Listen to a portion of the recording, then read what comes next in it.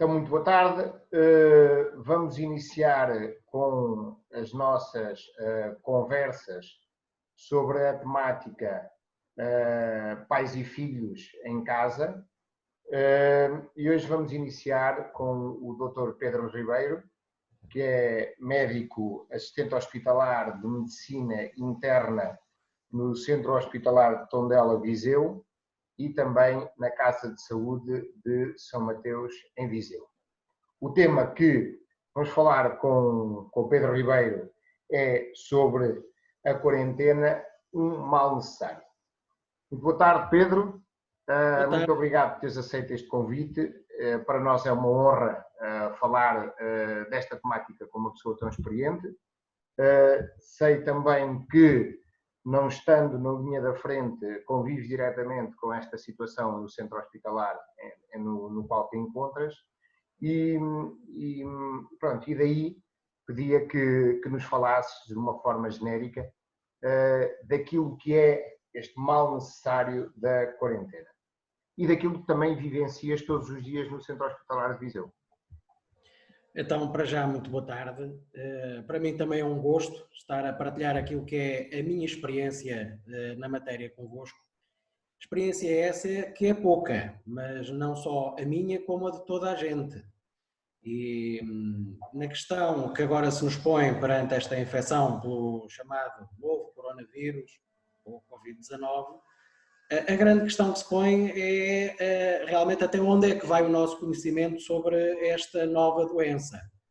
Nós o que sabemos é extrapolado daquilo que foi a crise da SARS em 2002, portanto há 18 anos atrás, desencadeada por um vírus aparentado deste novo coronavírus. Na altura também foi uma estirpe de coronavírus a desencadear a infecção, e daquilo que foi, mais recentemente, a crise do MERS, da crise do síndrome respiratório do Médio Oriente. Mas em relação a esta situação concreta, a experiência ainda é pouca. O conhecimento médico e científico em relação a esta infecção, a esta Covid-19 assim denominada, ainda é pouca. Vai-se agora acumulando conhecimento sobre aquilo que é a Covid-19, como aparece, como são as fontes de contágio, como são as formas de contágio, como são as manifestações clínicas e quais são as consequências em termos não só clínicos diretos para a pessoa e para o utente que contrai a doença, mas também em termos de saúde pública, em termos de repercussão a nível da população em si. Ora bem, nós, neste momento, do pouco que sabemos, há algumas coisas que são certas. Isto não tem cura. Não é como a gripe, que tem tratamento, não é como outras doenças virusais, que têm tratamento, ou mesmo cura. Esta não tem tratamento, não tem cura. Pelo menos que se conheça. Há uma série de tratamentos em fase experimental, mas neste momento, para além desses protocolos de terapêutica experimentais, não há um tratamento específico para a Covid-19. A única coisa que a gente sabe, e que é mais ou menos certo, é a forma de transmissão deste vírus, e que é por gotículas respiratórias. Portanto, não é um vírus que vive no ar. Ele vive num meio, precisa de estar num meio para subsistir. Ou seja, num meio de pequenas gotículas que saem da nossa boca. Nem precisam de ser aquelas mais grossas que a gente chama na brincadeira os gafanhotos. Basta aqueles pequenos aerossóis invisíveis e ele vive aí. Mesmo nas superfícies, começamos a saber agora que é um vírus até resistente e resiste algumas horas ou mesmo dias em determinadas superfícies. E, portanto, daí a necessidade de higienização constante das superfícies e das mãos e das superfícies de contacto dos locais onde há doentes. Portanto, isto é o que a gente sabe. Daí, a única forma de travarmos a doença, nesta fase, é travarmos as formas de contágio. E travando as formas de contágio implica haver o chamado distanciamento, implica os chamados métodos de barreira. Mas tu há bocado disseste que ainda não eram conhecidas todas as formas de contágio. Mas há algumas que são aquelas. A forma de contágio é sabida, que é por via inalatória, mas só que só recentemente é que se começa a saber quanto tempo o vírus resiste nas chamadas gotículas, quanto tempo resiste nas superfícies, portanto, Só recentemente é que soube exatamente quanto tempo ele vive e dura no ambiente. Agora, uma coisa é certa, ele não vive no ar. Não é pelo facto de respirarmos o ar, mesmo local aberto e arejado, de uma pessoa que é portadora do vírus, que nós vamos contrair o vírus. É preciso haver uma interação direta com essa pessoa. Ou seja, estarmos a falar, frente a frente, sem nenhum método de barreira entre nós. Mesmo em relação às máscaras, um exemplo do que se vai descobrindo nesta matéria, prende-se, por exemplo, com a questão das máscaras. E tanto tu como todo mundo vê a conversa e a celeuma que a questão das máscaras tem levantado e que ainda hoje é uma questão que não é unânime. Qual é a tua opinião relativamente às máscaras? Agora já não é.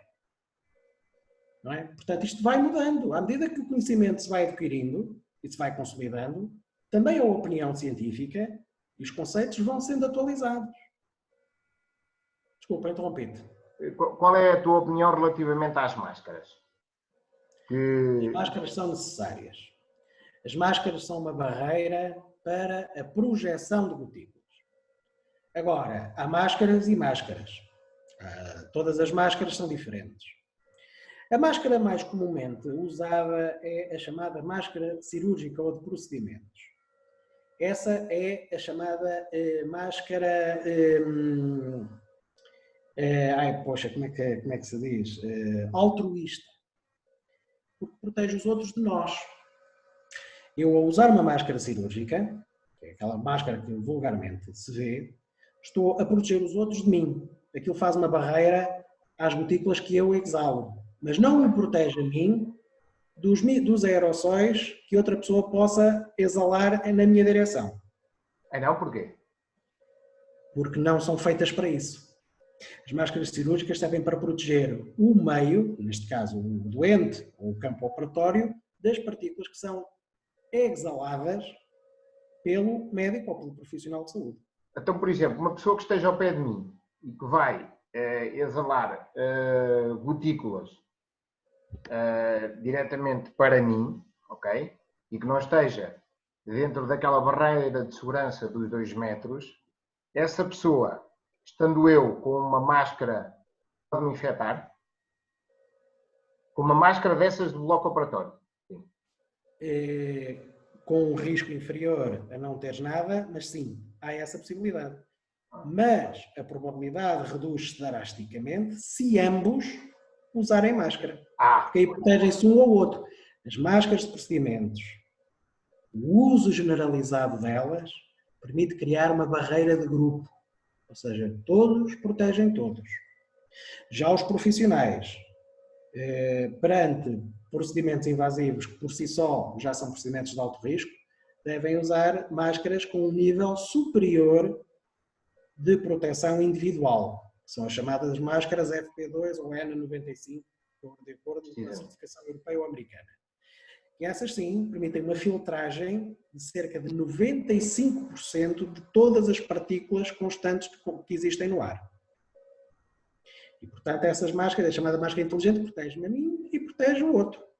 Só que são máscaras complexas, bastante desconfortáveis de usar. São as máscaras que provocam aquelas lesões faciais que tanto se vê no Facebook nos profissionais de saúde, e garanto que eu na quinta-feira usei uma durante 2 horas e fiquei marcado. Bem marcado, que assim. E portanto, não, isso, para além de serem mais complexas, serem mais desconfortáveis, não são práticas para um uso cotidiano.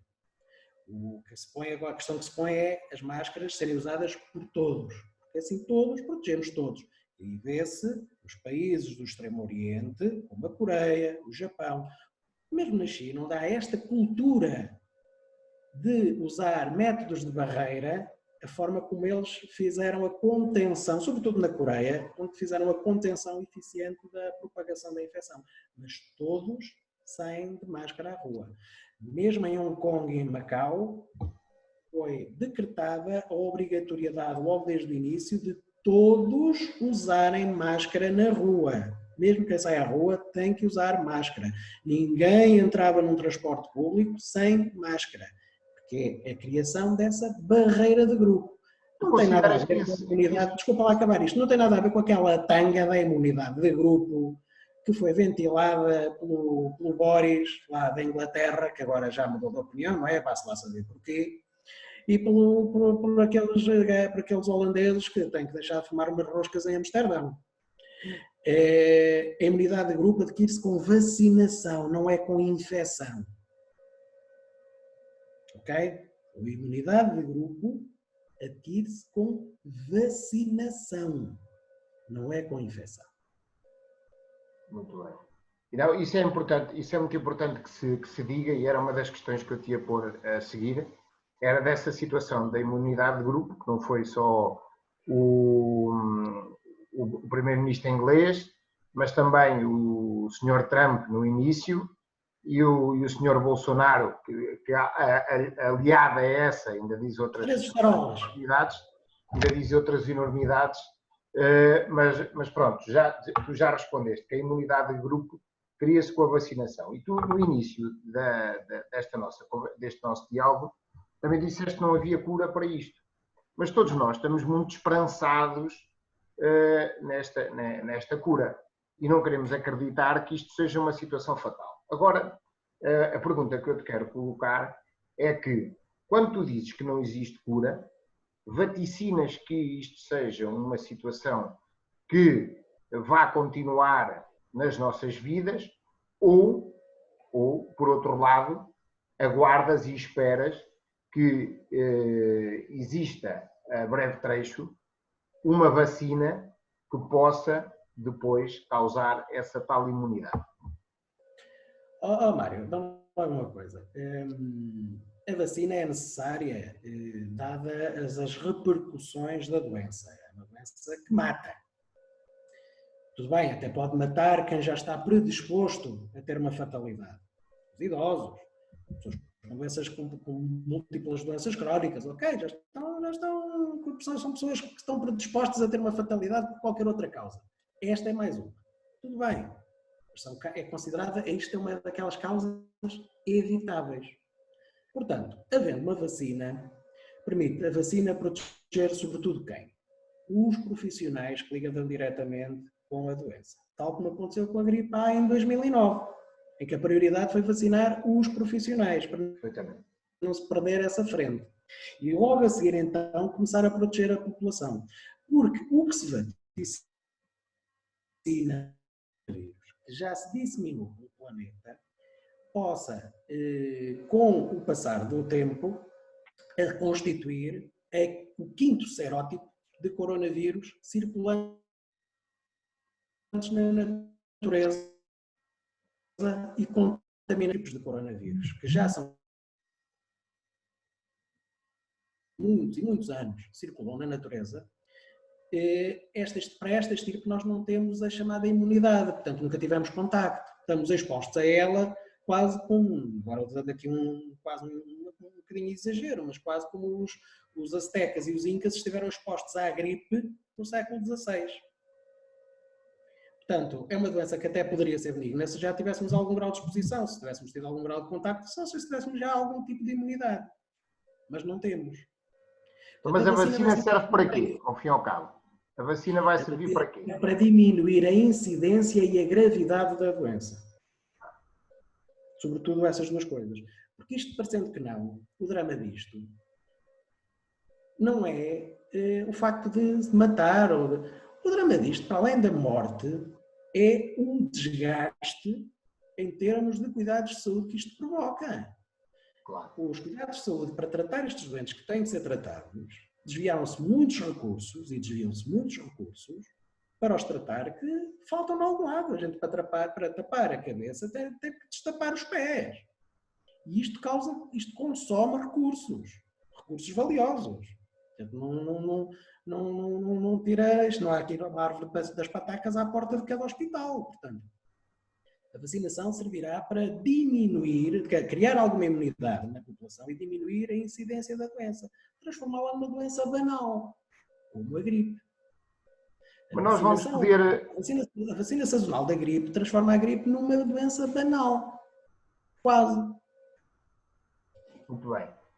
Agora, uma questão que quase todas as pessoas querem ver respondida, é se nós, a partir de agora, vamos poder viver à vontade como vivíamos até então, continuar a dar os selvos beijos, os selvos abraços, os selvos apertos de mão, ter os contactos que é tão típico dos povos latinos, ok? Entre pessoas, ou será que as máscaras e as luvas vão fazer parte da nossa indumentária diária e do nosso vestiário? Epá, eu sinceramente, acho que não sei, sinceramente não sei o que te vou responder. Não faço ideia. Todos os povos, com as culturas diferentes que têm e com os modos diferentes de ver a vida, porque nós somos latinos como os espanhóis, os franceses e os italianos, mas somos diferentes deles, apesar de tudo. Somos muito mais pacatos. Mas quando digo mais pacatos, acatamos melhor as ordens dos políticos, dos governos, acatamos melhor. Continuamos a ter um bocadinho de chique esperteza, mas somos um bocadinho mais mansos na forma de levar as coisas. Acatamos melhor. Somos iguais, mas somos diferentes. Eu não sei dizer, sinceramente, como é que vamos recuperar em termos das relações interpessoais desta crise. Parecendo que não, esta crise lançou um ambiente de semi-histeria de massas, um live de paranoia, que vai deixar sequelas em termos culturais, em termos de comportamento. A minha fé é que a gente saia disto como se saiu de uma guerra. Ou seja, assim que isto terminar, vamos fazer uma festarola de todo tamanho. Isto é como o fim da guerra. Claro. Vai ser uma festança de todo tamanho. Mas esta festa não será perigosa? Opa, pois, agora resta saber como, não é? Porque a malta também se embartém nos tintos, também cai de umas escadas abaixo e aí também pode morrer, mais do que até pelo coronavírus. Mas terá que ser uma coisa também progressiva. Pronto. Era bom que houvesse um cessar-fogo. Nas guerras há um cessar-fogo. Aquilo termina de um dia para o outro, se for preciso. Aqui não vai acontecer isso. As medidas restritivas vão sendo retiradas aos poucos e poucos. Portanto, nós não vamos ter aquele dia da festarola danada. Vai haver essa vontade, mas não pode haver. Havemos de festejar progressivamente lá mais para a frente. E quando digo lá mais para a frente, amigo, vamos contar do verão para a frente, está bem? Agora, eu tenho uma expectativa e eu gostava que se concretizasse, era que continuássemos a ser o povo afetuoso que somos. Somos sobretudo isso, os portugueses são afetuosos. Mas que esta crise nos permitisse ter um comportamento similar, por exemplo, aos japoneses, em que alguém com febre não vai trabalhar só porque tem vontade de ir trabalhar. Fica em casa. E se tiver que sair para o centro de saúde, põe uma máscarazinha quando sair. Protegendo os outros dele. Mesmo com uma simples gripe, uma simples constipação. Agarrar nas máscarazinhas, não. Agora vai haver muita máscara, à venda nas farmácias, a preços bem mais convidativos do que os que claro, há, não é? Logicamente. Mas as pessoas terem um pulzinho, uma pequena reserva de máscaras, ok, estou doente, estou constipado, ponho a minha máscarazinha e saio à rua. Se houver esses cuidados, então já terá pelo menos desta crise, haverá uma coisa positiva no futuro. Tal como em conversa com um colega,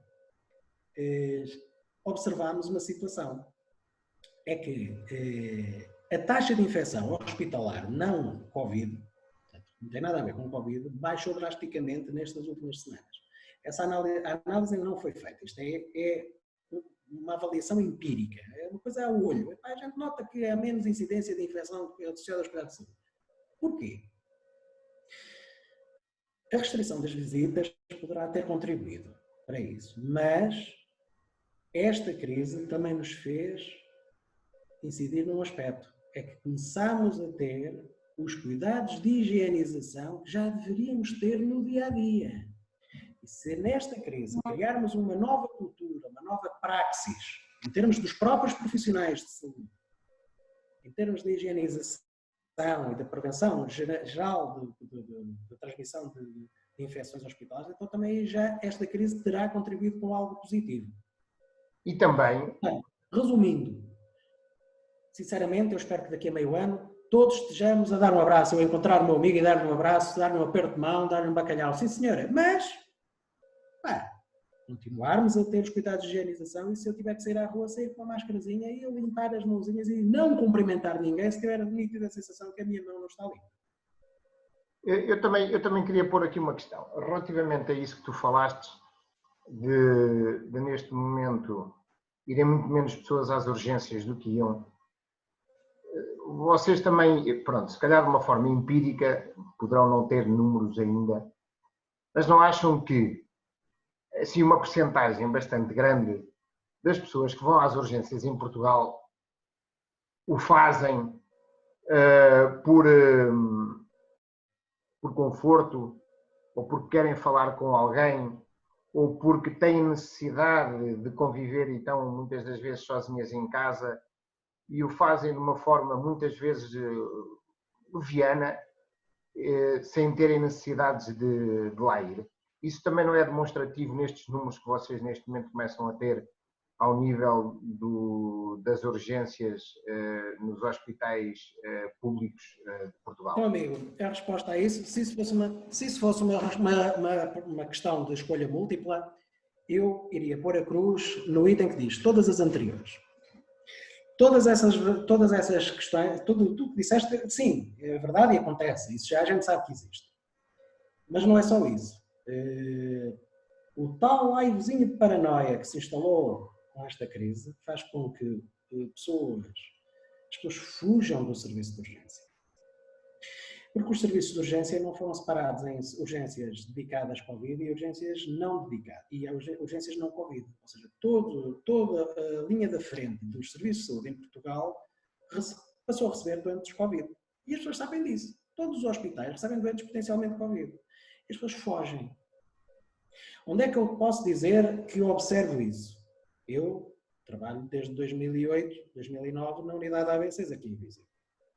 Nós até início de março estávamos a fazer cerca de 15 a 20 fibrinólises por mês no tratamento do AVC isquémico agudo e tínhamos, sem exagero, entre 2 a 3 admissões por dia na unidade. Com mais ou menos o número equivalente de vias verdes. Posso dizer que esses números baixaram para metade. De igual forma, os doentes que nos chegam já com lesões constituídas, muitos deles, já para lá da capacidade de intervenção e de resgate daquele tecido cerebral. Isto porquê? Porque muitas vezes é uma população idosa e quem dá o alarme é quem os visita, que deixou de o fazer. Mesmo os serviços de apoio domiciliário começaram a restringir as suas visitas ao mínimo. E o mínimo às vezes não chega.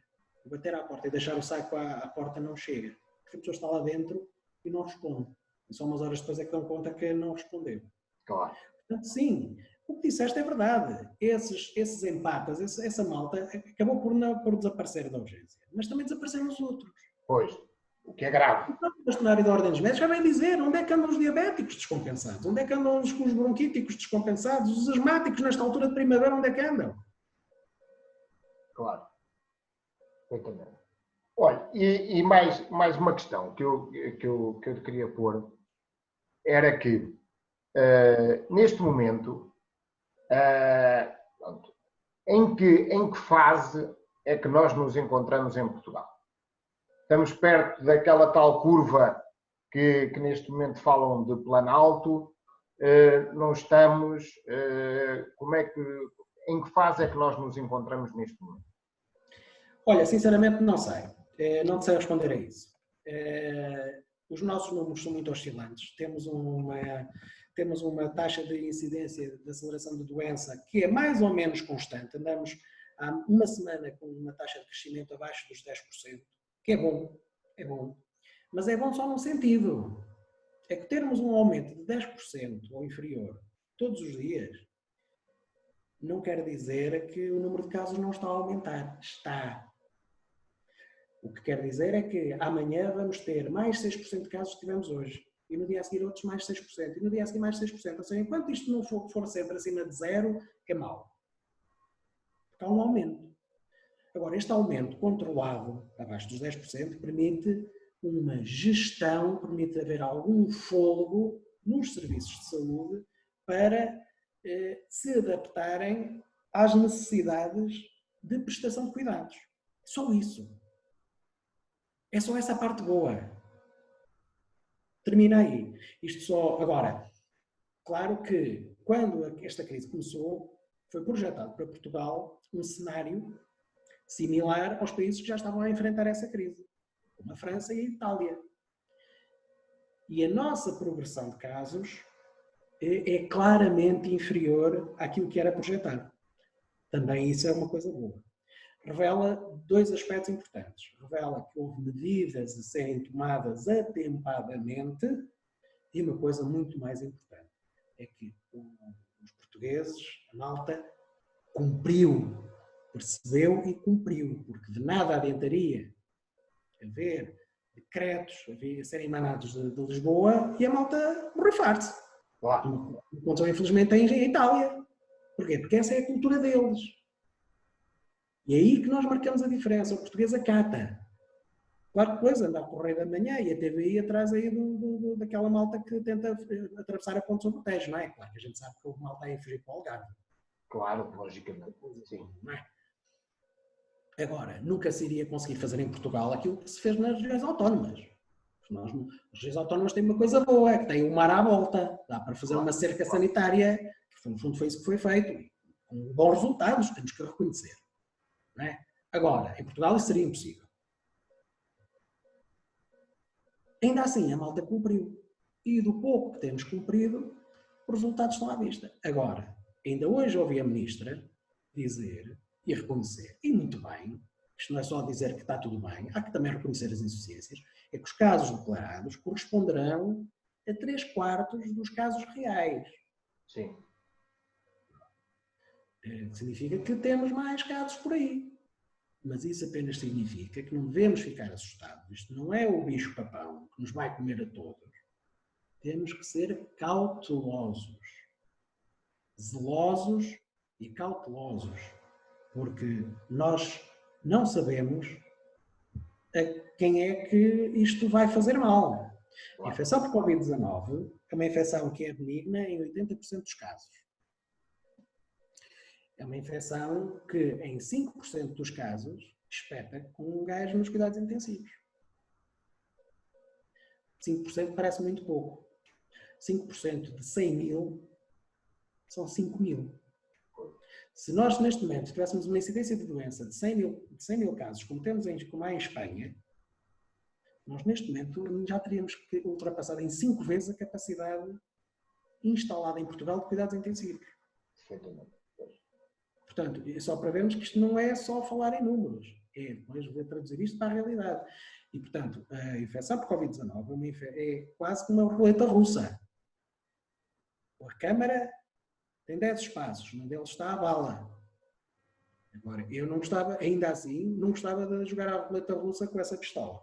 Portanto, é preciso termos cuidado, é preciso sermos cautelosos, seguir as regras. E se hoje para amanhã disserem que, sim senhora, temos que andar todos com máscara na rua, pá, andamos todos durante uma temporada de máscara na rua. O que é que isso custa? Pois, é assim, nós não estamos... Isso é um hábito, eu lembro perfeitamente que há uns anos atrás, há uns meses atrás, nós víamos aquelas notícias da China e do Japão e víamos aquelas pessoas com máscara e nós, à boa maneira portuguesa, dizíamos, epá, que eles já são malucos ou são parvos ou uma coisa qualquer. Agora, e houve também, da parte da Direção-Geral de Saúde, assim, alguma resistência relativamente ao uso da máscara. Ainda não está completamente declarado, não é? Pronto. Mas, de facto, a máscara, tal como a quarentena, o uso das luvas e outras medidas que foram utilizadas, são estas as medidas que estão a fazer toda a diferença. Exatamente. E, portanto, é isto que as pessoas têm que sentir. É que isto é um esforço. Estar em casa, ninguém gosta de estar em casa. É um esforço enorme estar em casa, mas é um esforço necessário. mesmo para um governo decretar medidas tão restritivas, é mau. Quem é o governo que paralisa completamente o tecido económico de um país? 80%, 80% a 85% da nossa economia está parada. Nenhum governo assume medidas destas de ânimo leve. E, portanto, o termos assumido estas medidas é porque é mesmo um mal necessário. Não há, neste momento, alternativa, meus amigos. Não há. Se houvesse, de certeza que já alguma coisa tinha sido ventilada. Não há. E a prova não está em Portugal. A prova está nos Estados Unidos, que sempre estiveram em negação. O Sr. Donald Trump sempre esteve na mais pura negação das evidências, apenas e só para não quebrar a economia, e agora tem um problema sanitário de tal ordem que não vai fazer vergar a economia deles, vai fazê-la arrastar-se de joelhos e durante muitos meses. Perfeitamente. Portanto, a quarentena é um mal necessário? É. Muito bem. Pedro, há aqui também mais uma questão que as pessoas gostariam de ver mais ou menos respondida por ti. Eu, por exemplo, ao sair de casa, aqui na zona de minha casa, de vez em quando faço uma caminhadazinha, uma vez, 2 vezes por semana. Aqui, na zona muito aqui ao lado da minha casa, porque sei que todas as ruas não estão povoadas, não encontro pessoas e ando aqui num raio de 200, 300 metros. Agora, há uma situação que já foi veiculada também pelos órgãos de comunicação social, que é a questão dos pés. A questão, se nós, por exemplo, calcamos algo que possa estar contaminado, ou o facto de nós andarmos a caminhar no terreno, na estrada, no alcatrão, ou uma coisa assim, possamos, com os pés, trazer o vírus para dentro de casa. O que é que nos tens a dizer relativamente a isto e que cuidados que deveremos ter também com esta situação? Olha, então é assim, realmente há alguma especulação sobre se o vírus resiste nos pavimentos, e se com isso poderá ser transportado para o interior das habitações. Ainda é só especulação, ainda não há dados concretos em relação a essa potencial forma de contágio ou de contaminação. Neste caso poderá não ser contágio, mas apenas uma contaminação, porque estamos a falar de contaminação do ambiente. O que se sabe é que outros vírus, outras estirpes, outros gérmenes há em que tal acontece. E aí, nada como invocar outros povos, como os povos orientais, onde há o hábito cultural de não entrar calçado em casa. Okay.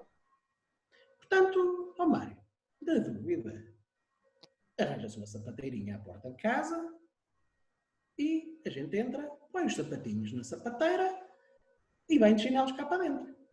E o calçado? Vai para a cama. Pronto, e o calçado que nós andamos na rua fica sempre cá fora e andamos sempre com esse na rua. Pronto. Exatamente. Ou seja, nada como começar a ver o hábito. Eu tenho, já há muitos anos tenho, aqui em casa, tenho a sapateira na garagem. Na garagem porque entramos pela garagem. Claro. Os sapatos ficam lá, não vêm cá para cima. E, portanto, é algo que, pronto, é uma questão das pessoas começarem a adaptar. Os sapatos ficam à porta. É dali, daquele espaço onde está o tapete, o hall de entrada, daquele espaço da entrada, não passa. São hábitos de higiene que nós, portugueses, que se eu considero que sejamos um povo com hábitos de higiene bastante bons, porque eu conheço povos, e tu também conheces, que têm muito menos higiene do que nós, nomeadamente os chineses e outros tais, que é mesmo assim.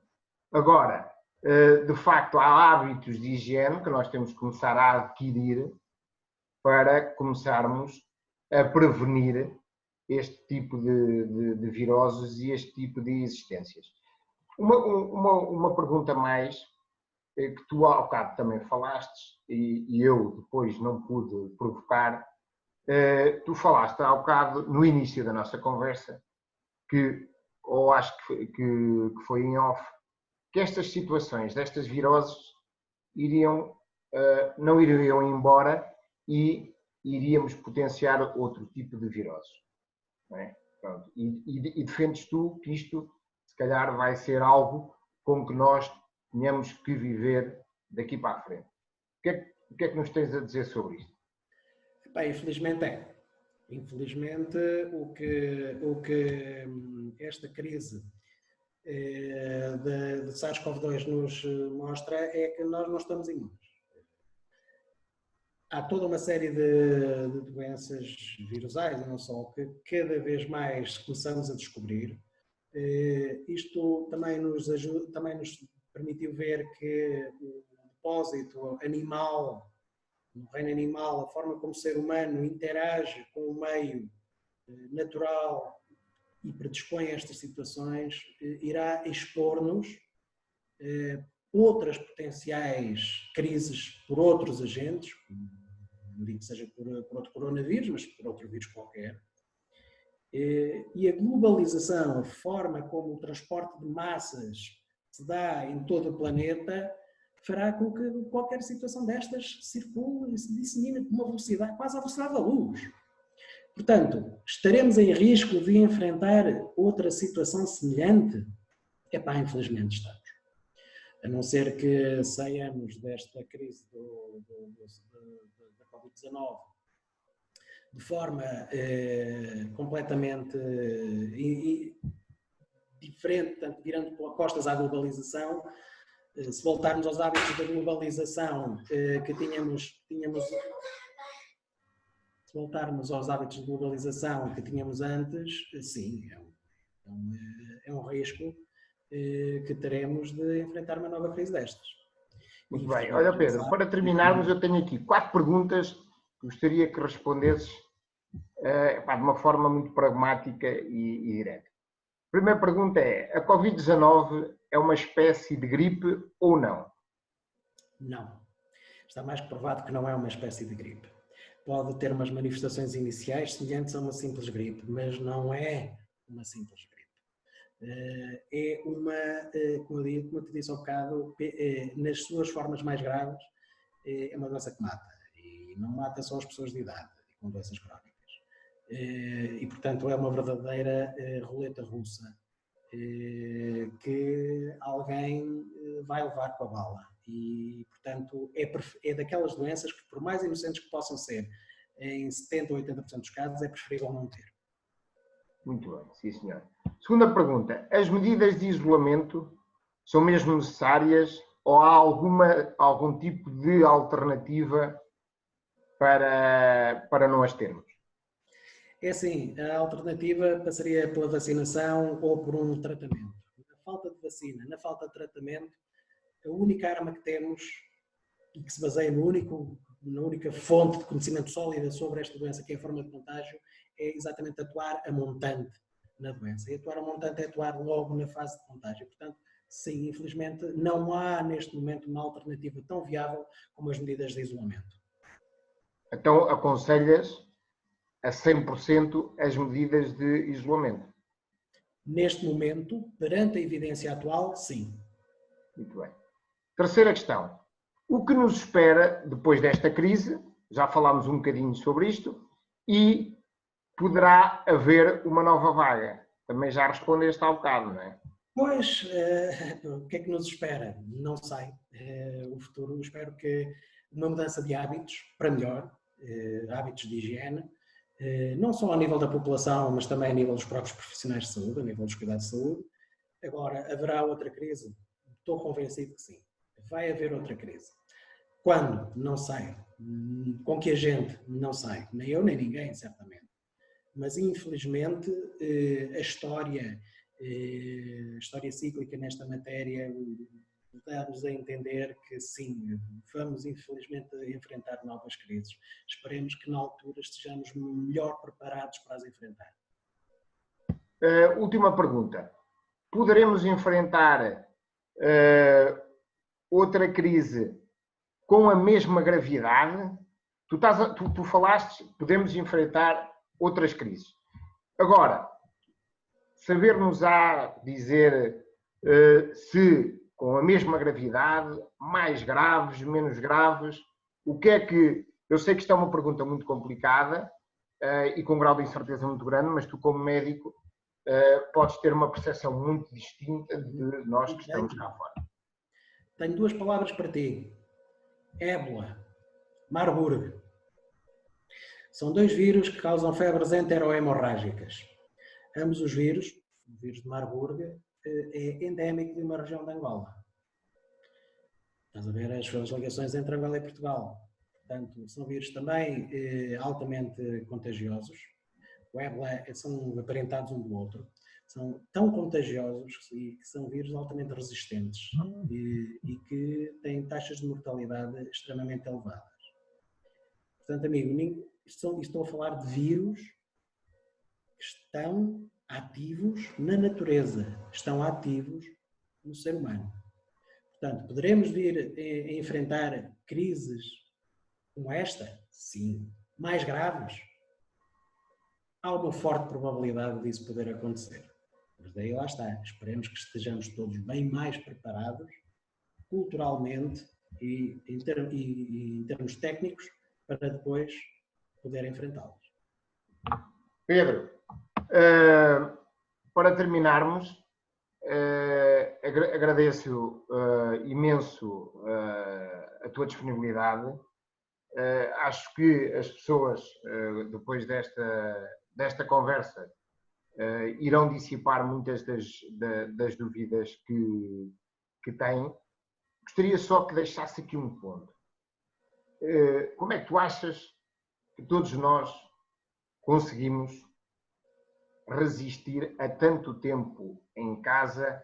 O que é que tu achas que devemos pensar para continuarmos a estar em casa, para continuarmos a ter esta luta magnífica que tu ainda há bocado disseste que os portugueses estão a ter?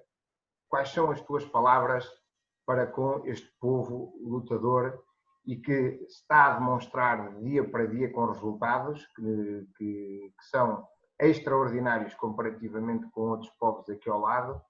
E que palavras é que tu nos deixas para continuarmos a resistir? Simples. A resiliência que tivermos agora é um investimento de que vamos usufruir no futuro. Quanto mais resilientes formos agora, quanto mais corajosos formos agora, quanto maior for a nossa força e determinação em restringirmos os nossos cuidados agora, os nossos contactos, quanto mais isolados nos mantivermos agora, mais depressa ultrapassaremos esta crise, menores serão as repercussões. Portanto, isto é um investimento que estamos a fazer. Quanto maior for este investimento, maior vai ser a capitalização. Porque se não houvesse este investimento, poderíamos ter neste momento cuidados de saúde a colapsar. E esse colapso iria ser pago mais tarde. A nossa economia iria enfrentar uma crise mais severa, que iríamos ter que pagar mais tarde. Portanto, neste momento temos que pensar assim, a nossa resiliência é um investimento. E é um investimento importantíssimo que irá ser capitalizado a curto prazo. Mas se não houver esta capacidade de resiliência, irá tudo por água abaixo. E é uma fatura que se irá prolongar ao longo do tempo. Portanto, quanto maior for a nossa capacidade de sofrimento agora, mais depressa iremos sair disto e mais depressa também iremos entrar num novo clima de prosperidade. Ok. Pedro, um grande abraço. Foi um prazer ter-te aqui e bom trabalho. E antes de mais, quero também deixar uma palavra de apreço e de agradecimento aos profissionais de saúde que têm sido extraordinários no trabalho que estão a fazer no terreno. Muito obrigado e um abraço a todos. Muito obrigado, Mário, por essas palavras. Espero que essas palavras daqui a por um ano também sejam continuadas a ser sentidas pela população e pela tutela, que infelizmente nem sempre acontece. Ok. Um grande abraço e obrigado. Um abraço. Até já. Tchau.